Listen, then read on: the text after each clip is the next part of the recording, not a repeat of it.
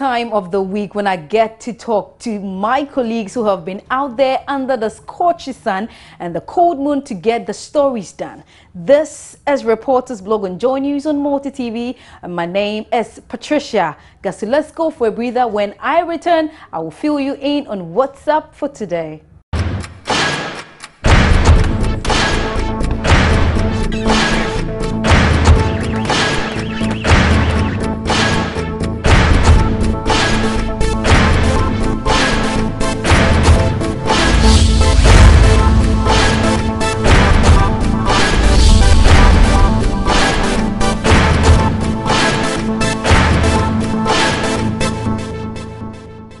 Welcome back. And after a month of non-stop attacks on their lives and properties, residents of Amanfro can heave a sigh of relief. The biggest man in the police service, and I'm talking about the IGP, visited them early and promised to beef up security in the area. And I'm also hearing some changes are currently taking place in the area. My colleague Derek Ekosam has been following the story and joins me on Reporters Blog.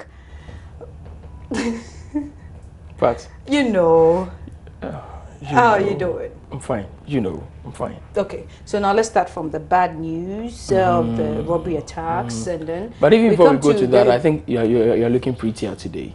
I already know that. Thank you very much. Is that your natural hair? Yes, sir. Well, that's a lot. Thank you very much. I wonder the ones I'm not seeing. Yeah. So how was there? You know what? Tell me about your visit to Amanfro. Well, it's one shrouded in skepticism. I was very skeptical about moving to the place because I didn't want to show my face too much in such cases, lest I become a target for the robbers as well. It is not also true, sir. Oh, it's not a matter of misreacting, but big man. If you look at the structure, and the so I had to follow up. You know, usually because I live in Kaswa, anytime the calls come and it has to do with issues with Kaswa, they tell me gradually I'm becoming a district correspondent instead of a regional correspondent. In a post. So I just had the call, and you know, I'm hearing about these attacks. Yeah. And mind you, we've also been robbed before. Okay. And so after that, we also beefed up security at our home. And so if you dare try to rob us, you might end up not seeing the sole of your feet after that. Which of the machetes or the guns do you have? No, AK-47? No machetes, no guns. We have a power. Your presence alone. My presence alone scares them. You get it. So I had to follow up because I had also heard that some robbery attacks had gone on in the area. For the past 3 months, the residents there tell me they have not been able to sleep soundly. And not because they have mosquito bites in the night, but it's because they have become targets of incessant raids and armed attacks. But come to think of it, the place is a developing area. And that is why people go there to rob them. Lots of fine buildings. Get there and see. Travel and see. Okay, when you get to Amanfro, from the ones I have seen so far, from the ones I've seen in the shot so far, they are mostly uncompleted buildings. Yeah. Yes. And you know, it's easier to target a poor person. You know why? Because a poor person will not spend, let's say, 2,000 or 3,000 Ghana cedis to beef up security at his or her residence. But the rich man will do that. And so the poor would always be targets for these armed attacks. How is the presence there, the town? How is the presence there? Well, if you get into the town, you realize that the place is dead silent. Nobody wants to come out. People are afraid to move out, especially during the night. They tell me for them, they have a self-imposed curfew. They don't move out after 9 p.m. Okay. And so there are women who actually work in town, and so they have decided to put up with residents in town, and they only come back home during the weekends. Or if you have to go back to work in the morning, you go home at 5, you take your staff, and you go back to town. Okay. So you were there. Yeah. You spoke with some of the residents. I've been interacting with a lot of them. They, you know, the road leading to the place hitherto was bad. Okay. Your car could literally crawl. You won't move very fast like you'd want to. If we have this, okay, people putting up this fine buildings there and beefing up security in their homes, why don't they self-finance the roads, like construct they will tell you it's not my duty to provide a road for myself. Government has to do that. I am a tax-paying citizen. Have you realized this thing? All the stories we've done so far, the ones that I have watched, everyone is calling on government. Everybody calls on government to pick up my rubbish. I'm sure government very soon, government to come and very soon, somebody would call my government. Community. Government now has to do everything. Government has to do virtually everything because they say we've been elected to serve, we've been elected to do things right, we've been elected to get me the best of conditions to live. Don't you think we're becoming too comfortable? Because at first, anytime your neighborhood is dirty, you clean, like there's this community labor. Sort of communal labor with people coming out there to do stuff when they're on. Yes, those things. But now we wait. No. It only happens in the other regions. Well, but that is because the cosmopolitan nature of Accra makes it difficult for people to get to do these things. For example, you and I are at work, right? We'd get to the house later in the day. The following morning, we are out. So there's virtually nobody in the house to collaborate with the other neighbor to get things done. But still, we need to start from somewhere. Because now, as I said, even if I have to throw my rubbish away, I need to call government to come and do it. Well, it's not like that anymore. For my area, we have a lot of these waste collectors who do that. I'm just generalizing it. That's what it has become now. Well, that is hasty journalism or hasty generalization. Because there are people who wouldn't call on government to do that for them. Yeah, I'll say just a few. So back to Amanfro. So I get there and I realized that actually people are quiet. They actually didn't want to talk to me. But I had to convince them that this is for your own good. You have to voice out so the results can come in handy. And fortunately for them, this week the IGP was there. He promised to beef up security. Now I understand they are building 4 police posts. And the best part is that everybody in the neighborhood will have to donate 3 bags of cement to support Kamin Kabi. You know Kamin Kabi? You know Kamin Kabi? I know that word. Kamin Kabi is the breathalyzed form of Kebi Namin Kebi, democracy. And then pay and I would how so what the MC said was that so won't mean twa and just always won't mean twa. We had also twa. When your friend of Kamin Kabi. What are we trying? I don't know they are trying. What? But anyway, I went back there on Friday and realized that Charlie, Joy News gets results. Of course. You know, we've been following the story through and through. Yeah. And so the last time I reported that they needed better road networks and they also needed police posts. When I went back there on Friday to check up, I realized that, well, the roads are better now. You know, the last time we went there, we spent almost 20 minutes on that short stretch of road. But today, within a space of 10 minutes, we were there.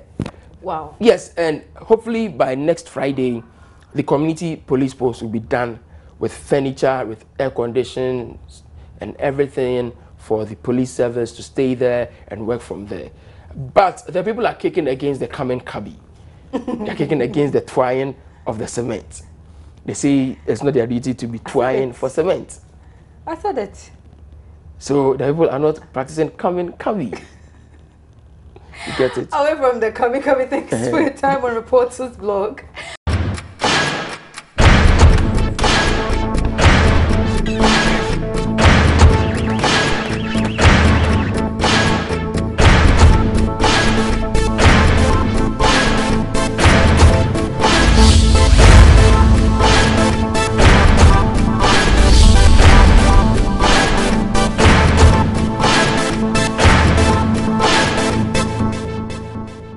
Welcome back. You know, reporters are always supposed to be out there giving us the reports on the ground. Today, I'm out of the studio, and guess what?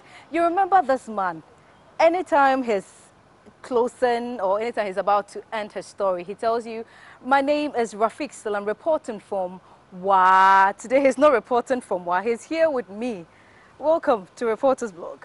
Thank you very much. Maybe I prefer what I would say reporting from Paloma. Okay, reporting from Paloma. How are you doing? Oh, I'm fine. I'm terrific. It's good you're in Accra today. Yeah, I've been here for the past, like, say, 9 days, and I'm enjoying it, even though I'm here for a training, but I love every bit of it. So would you want to stay here or you want to go back? No, I love my work. I'm a rural reporter. I'm a village journalist, and I prefer to be with my people. To be the village journalist? Yeah. Wow, that's nice. So let's talk about reporting. in WA, or let's say the rural reports? Tell me about it. Is it fun to report there, from there? For me, I think it's really fun going out there, meeting the people that you live with, giving voice to the voiceless in some of the places. Before me, I joined journalism. I said to myself that there are 3 areas that I would like to work on. One about women and children. The other has to do with crime. And then the last one has to do with people who are marginalized. Okay. For me, politics, I report politics by the way. Okay. But for me, the kind of reports that I want to do reports with people who are voiceless and then where crimes. So you want to be the voice for the voiceless? Okay. Yeah, I want to do reports for the voiceless. Okay. So let's talk about some of the challenges. Has it always been a smooth ride reporting? I wouldn't say it's smooth sailing because considering where I come from and where in a community where radio or TV is new, sometimes you have to try a lot to convince the people to buy into your idea before they speak to you. And those are some of the challenges that we face. But in my case, because of where I come from, a lot of people know me. And then also, anytime I have to go on and do report, at least before I get into the place, they already know that this is Rafiq Kamal, and they give me their side of the story. For me, I really enjoy it, but sometimes there are challenges when you are dealing with people who are somehow ignorant, per se, about radio or television.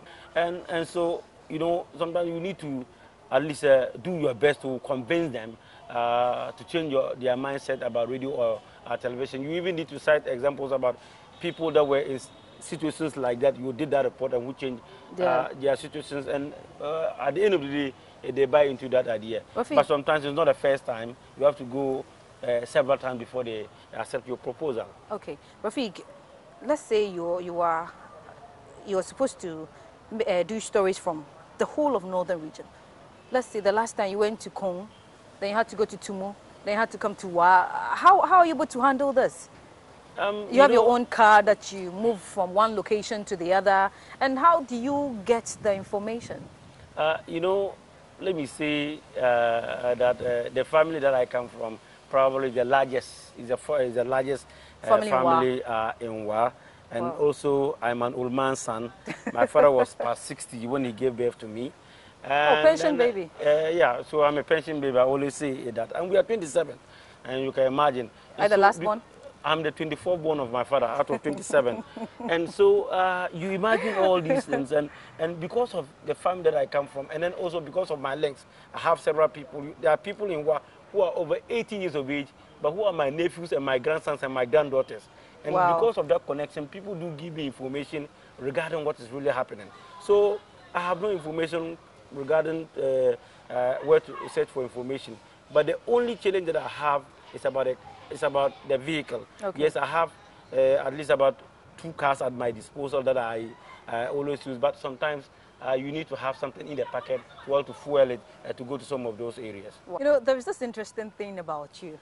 Anytime you want to say something, you have to tell a story in between.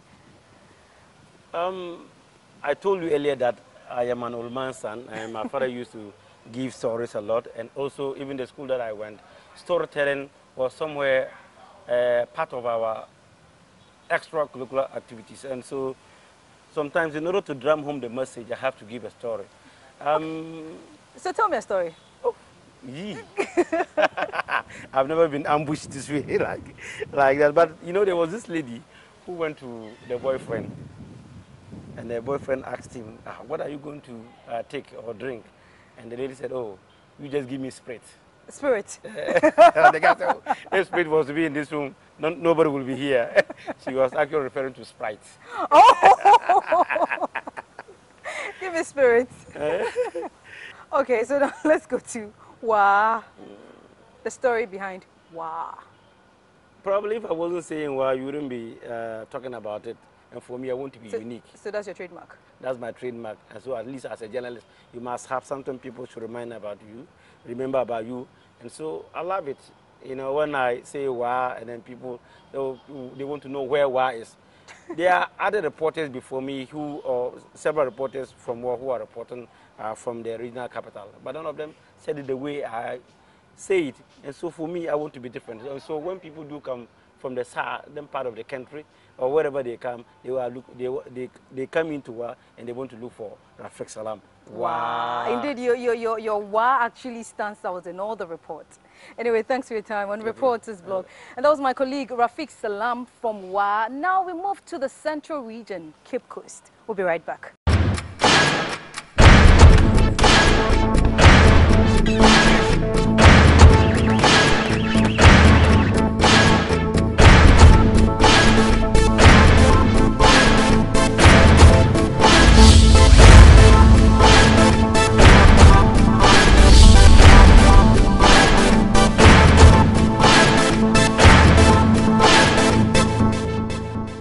Now,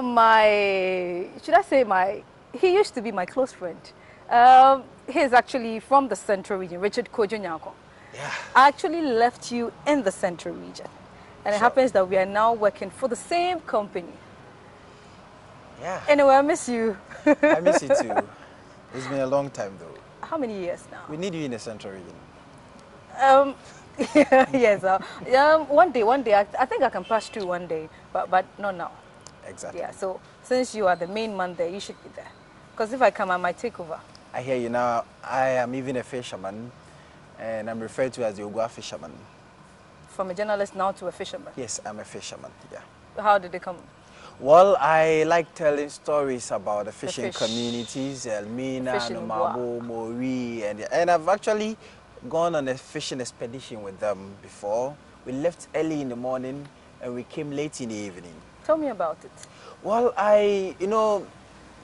the fishing communities have some peculiar traits, some attributions and other things. So it is a very heated community. In terms of politics, both the NDC, the NPP, the PPP, they all go there and then they give them promises and the other things, and there is a problem with premixed fuel. Today there is no premixed fuel. Today there is that. Tomorrow there is that. And so they are a particular community that is very, very peculiar. Wow. And I like associating myself with them because if you talk about the central region, we are known for a lot of fishing activities. Okay, fishing expedition. Have you ever caught a fish before? Well, Do you even know how to do it? Yes, I've gone with them. I was given one of them. Say you going with them. Have you ever caught a fish before? Yes, I have. I went on a fishing expedition. I was given one of the paddles. I helped them in casting the net out, and we caught a fish in virtually. Yeah. I'm not talking about we. I'm talking about you going. I was part of the group that caught the fish. But you've never gone alone before. I have. With that one, I think you would just be like a spare tire because much of the work is done by them. So you just help them pull it out. Well, it's a production team, and then we all put our effort together, and then we produce the results. Okay. So how has this whole fishing expedition changed your way of reporting? Well, it has made me understand the fishing communities better. I go there, I stay with them, I eat with them, I fellowship with them. So I'm always found either at Mori or Elmina. Okay. And in Cape Coast where I live, actually, I go there often and I converse with them to know what their problems or their challenges there are, and then I bring them up for attention. Okay, so how has this whole fishing expedition impacted the people of Cape Coast? Well, it's been good. Everyone needs to eat fish. When you go to your dining table, you expect to eat fish, and it is through the efforts and the might of these people that we get all of these things on our table. And it's really good. When you talk about Cape Coast, our minds drift to the fishing communities. How is it like reporting from the central region? Well, it's been a challenge. It's been good though. So it's a mixture. Sometimes you meet challenges, others too, they are rosy, you go along. And I like telling stories. Central region, we are known for some of the educational institutions. Yeah, majority of them. Or Glasgow, the university, Wegehe, and the rest. Exactly. And there are also strange stories at times. So sometimes you go out into the deep and the darkness, and then we bring them, we illuminate these stories. Let's before we go to the rosy part, let's go to the deep and the dark side. Well, there are so many times that I have conducted investigation before. I dressed as a student of Infante Pim School. Ooh, I went to sleep. I think the next Aremeyao. Exactly. I went to sleep in one of the dormitories. I actually arranged with one student. I hope you shaved before going. Yeah, I did everything. Your hair. Exactly. So when they were back from prep, I was already in bed. And I actually took some shots. One of the students I arranged with. Okay. And I saw that some of these students were sleeping on the trunks, some chop box and other things. So that was really what I'd wanted to confirm.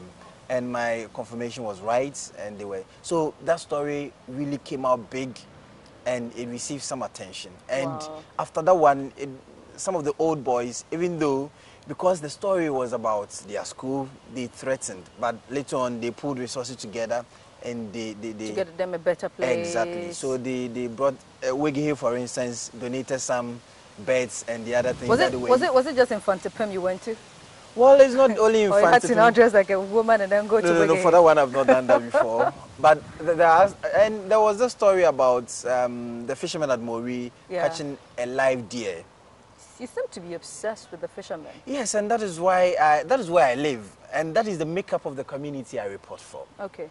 Yeah, so that is what is peculiar about the Central Region. Even though the Central Region is made up of some farming communities, but the fishing activities appear to dominate the entire Central Region. I asked Rafik this question. Have you ever gone to any community or any house that the people were so rude to you, they wouldn't speak to you, others tried to attack you? Or? Yeah, this occurs. So they occur so many times. I went to Adesada College where one of the teachers had committed suicide and went there with our recorders, with our cameras and other things. And the teachers actually seized our equipment. They even threatened that they would beat us up. Ooh. So we got into some, we had to even beg them eventually because some of the pictures that we took were eventually deleted from our recorders and our cameras. Wow. Yeah. So is it something like maybe you going to a challenge? Have you ever decided to quit journalism and then maybe do something else because it's too stressful and too life-threatening? Well, I have never thought of that. You know, everything in life is a challenge, and I like challenges. And you love challenges? Yes, I'm happy when I surmount all of these challenges that come my way. Have you ever been stalked before? Since you love challenges, you're doing a story, and you realize someone is stalking you, trying to get you down? Yeah, these things, they occur. They are normal occurrences. Have you ever experienced any of them before? Yeah. Tell me about it. Well, there was a story that I went to do in a particular community, and they didn't even know me. They heard my voice, and in the course of the story, someone mentioned my name. Ooh, and then my cover was blown out, and so I had to run helter-skelter and out of the community. Or they were going to beat you up? Yeah. For beating, I think I have not been beaten, but it was close to beating. You know, I've never been beaten as a journalist before. If you had the chance to relocate to a different region, which region will you go to? I don't think that I'll relocate. I'm just asking. I've not even thought of that one, but I'm not thinking of leaving the people of the Central Region. That's where I come from. That is where I love working. All right. Thank you very much for your time on Reporters Vlog.